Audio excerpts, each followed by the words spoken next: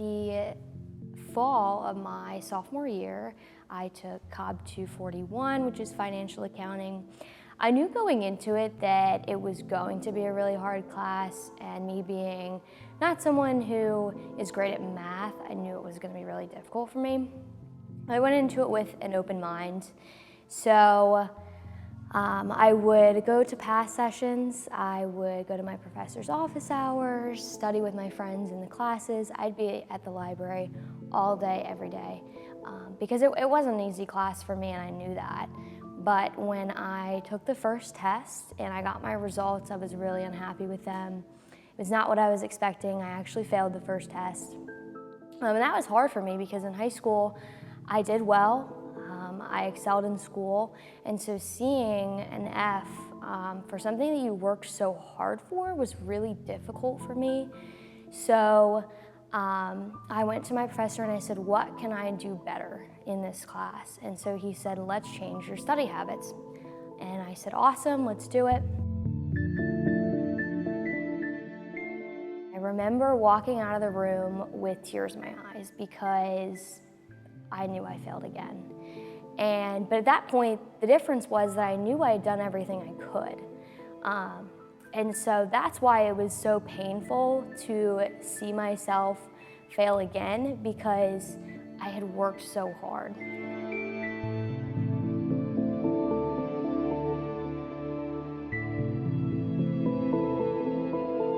After I took accounting, I saw that I was struggling in a normal class setting, and I don't like to use the word normal, but it is true. I have to study and work 10 times harder because of a learning disability that I have, and so it was really tough, and I guess humiliating is a good word.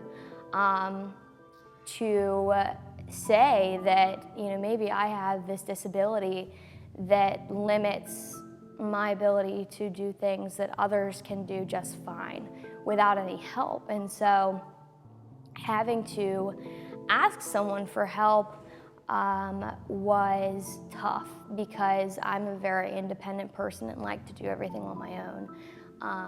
And so saying I need help because I can't do this on my own is really difficult to do for anyone, because you don't want to admit it to yourself and to others.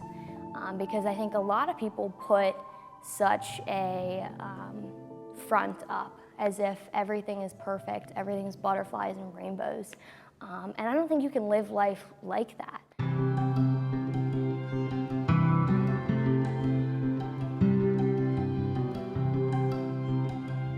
I was given everything in the world by this school. I feel like who I am today is because of JMU and the help that they have given me, and it's because I asked. And so one of the big things for me in telling my story is that I hope that I empower others to tell their stories so they can advocate for themselves. And so that's why, even though telling my biggest failure in college is extremely difficult for me, I know it's the right thing because I've been lucky enough to be put in this position.